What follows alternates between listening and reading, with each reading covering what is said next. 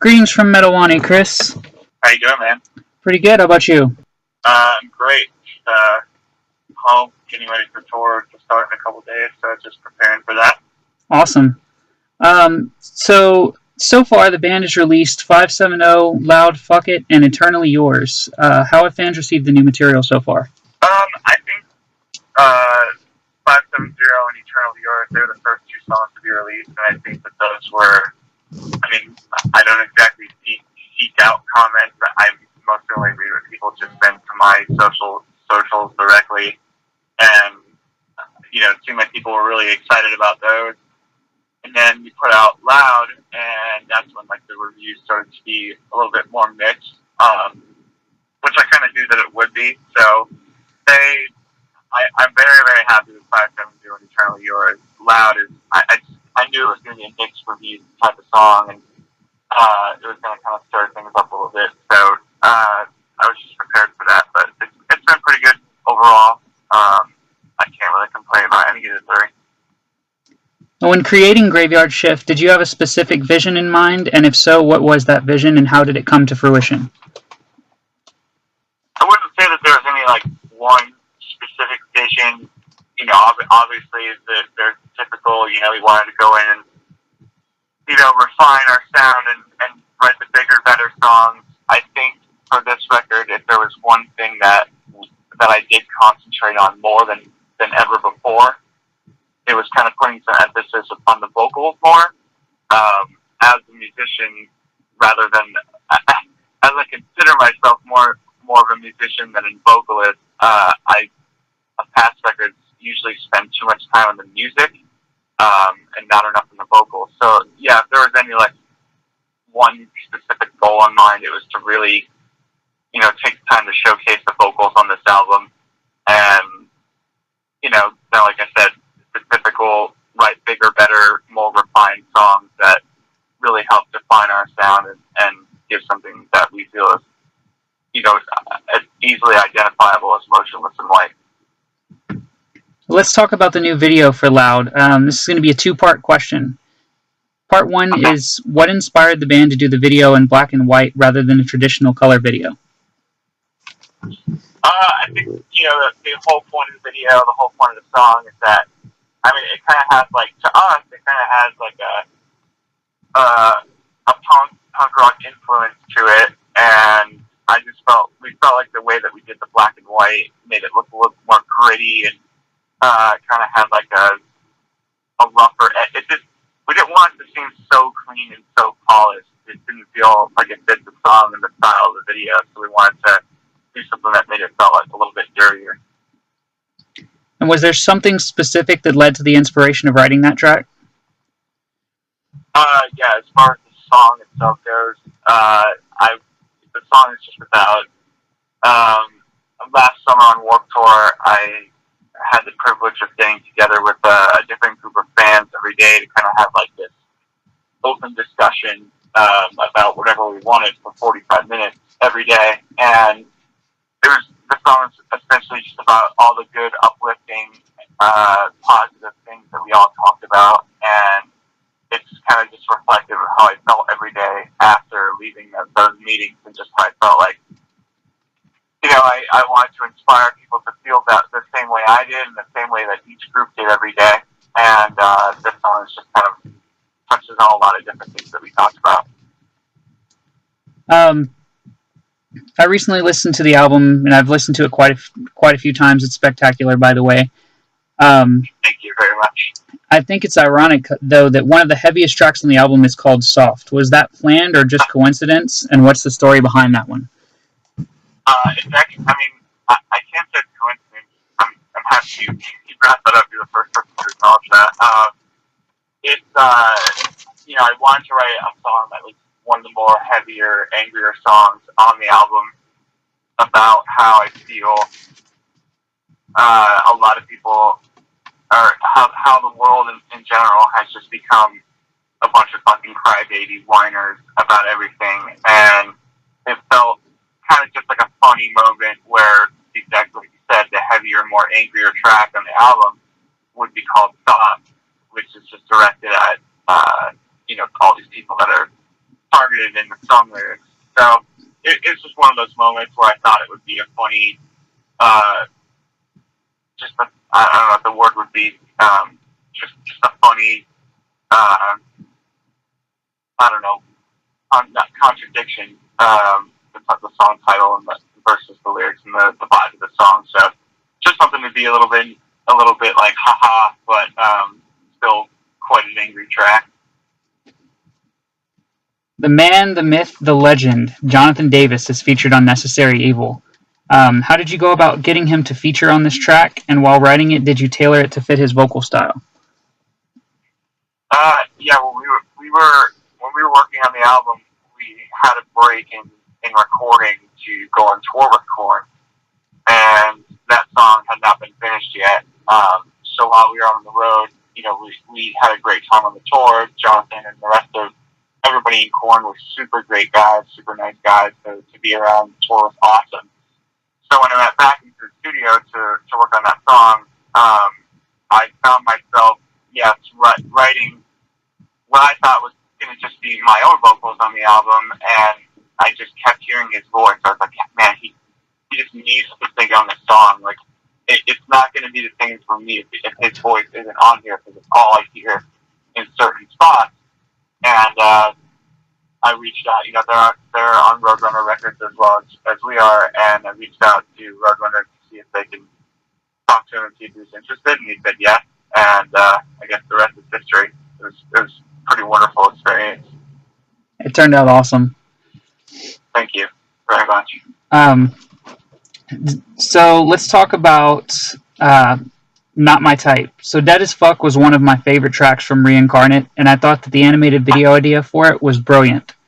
When writing that song, did you have a sequel in mind? Yeah, I mean, I really wanted to make sure that, on the last record, on this record, we're trying to show a side of our band that we feel is a pretty prevalent side, and that is that we are in this because we like to have fun with music, and we don't want to be serious all the time, and although we take our career very seriously, it's fun for us as well. And Dead as Fuck was just kind of a fun showing of our horror punk and our horror influence, and just kind of being entertaining and not so serious. So when I knew I wanted to do another song like that on this record, it was like, well, of course I want to carry on that story, because it's just so ridiculous, and it's so easy to work with, because it's just so over the top and dumb and ridiculous and funny, and that's kind of how this song came into play.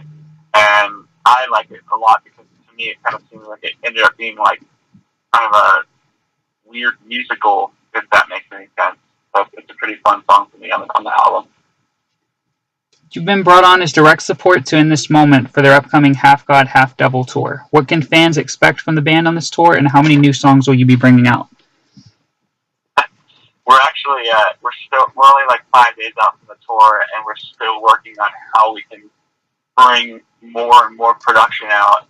These shows are going to be pretty big, so we're really trying to make sure that we get like the best stage show as possible. So for us, if you've seen us, if anybody's seen us in the past year or two, I think you'll see a lot of the same kind of stage show that we have, but with an added couple of new things, new surprises, and new characters up there acting and dancing around. So it's just going to be a fun visual representation of the music. I think we're probably going to play the 3 singles, and we're probably going to bring out one more new song called Rats towards the end of the tour if we start getting bored with our set list by then. What is your favorite track on Graveyard Shift currently, and what do you hope fans take away from the album? My favorite song is 570, because that song is just such an incredibly deep-seated, like deep-rooted song for me in the lyrics, the music itself. Like every little tiny aspect of that song means so much to me, and it really just it's funny because the song is called 570, but realistically it should have been the title track. It should have been called Graveyard Shift. I just couldn't pass up the opportunity to throw out like a shout out to our hometown with using 570, but if that means anything to your question, then I feel like it could have easily just been called Graveyard Shift, and that's why it means so much to me. And then, as far as what I want fans to take away from the album, I think I just want people to really just sit back and be able to enjoy music. Like, I feel like far too often today, fans of any band or music in general listen to music with this like sort of like guilty until proven innocent mentality. Like, they don't like something without even hearing it. They want to criticize it. They go into it being critical of something rather than with an open mind wanting to be like, I really want to like this. I'm really excited about this. And their opinions have to be swayed in a positive direction, and that's weird to me. So I really want fans to just be able to sit back and just enjoy music and have a good time listening to our band. I mean, that's what it's about. It's entertainment. It's about finding, a source of positivity in whatever part of the music that you're listening to, whether it's the lyrics or the song in general. I just want that to happen. The final few questions I have are from some diehard Motionless fans. The first one is from my good friend Matthew Powers of Caliber TV. He has a three-part question. He wants to know, number one, what exactly you want Motionless in White to bring to the metal scene. I think it goes along with a lot of what I just said. I just want fans to enjoy music. I want to inspire people to not take shit so fucking seriously and just be so critical of everything. Like, just shut up and enjoy music and turn the negativity off and enjoy it and have fun. Number two, he wants to know how the band balances all of your diverse influences, specifically on this album. I think that with this album, it was a lot of, we tried to trim out, we definitely brought in, the showing of some influences that we haven't in the past, but we definitely kind of narrowed it down a little bit more on this album. I feel like it's still a diverse album, but I don't think it's as diverse as maybe some of the ones in the past. So I think it was just a matter of, really just finding out who the band, last record, finding out who the band is and sticking to that and just refining it on this album. And number three, he wants to know what you did on Graveyard Shift to make it a more metal record.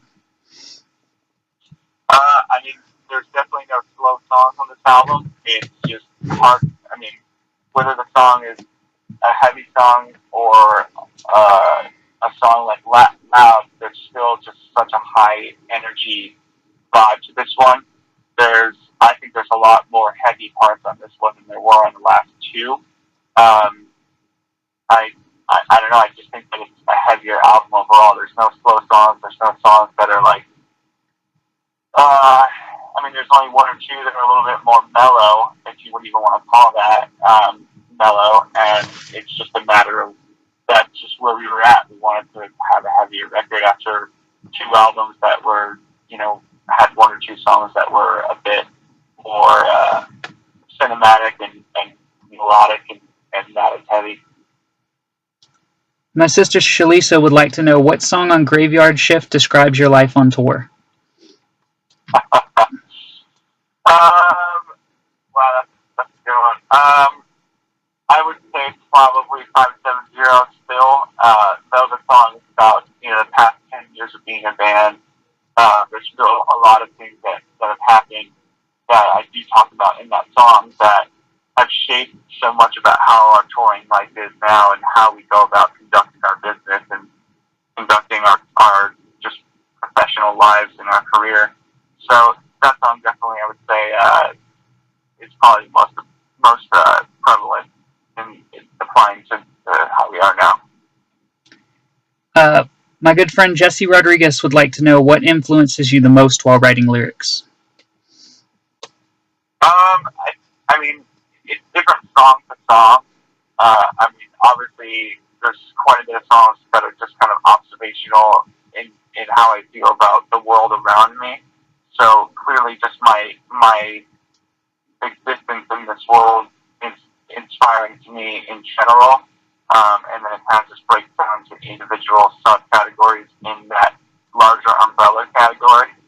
I mean, I'm really inspired by other artists, like movies, books, a lot of different things. I like that you can see that in our songs. It's not just one piece of one lyrical content through the whole album. There's a lot of different things that you could find me writing about. There's a lot of different, like diversity in the music that shows a lot of influences, whether it's film scores or just the genres of music that we grew up loving and wanting to play music because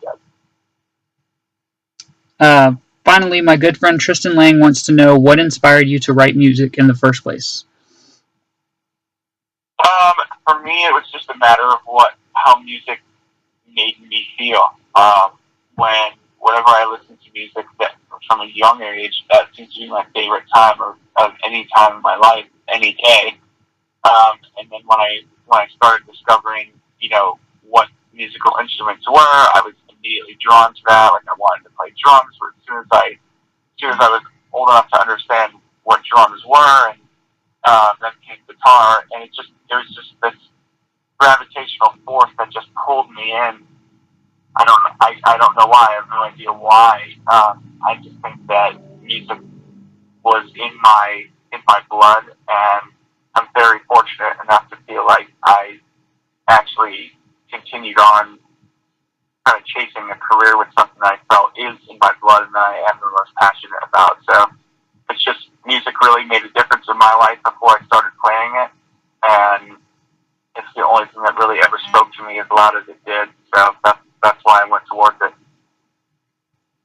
Well, that's about all I've got for you. I do want to thank you for doing this with me. It's truly been an honor. Is there anything else you'd like to say before we wrap this up? No, just thank you very much for the nice words. It's really nice to see, people who have heard the whole album share their thoughts on it. So I'm really grateful that we got to do this. So thank you. Absolutely. Fans of Metal Wani, be sure to pick up Graveyard Shift on Roadrunner Records May 5th. Thank you, Chris, and hope you have a great time on tour, and have a great day. Yeah, thank you very much. Thank you.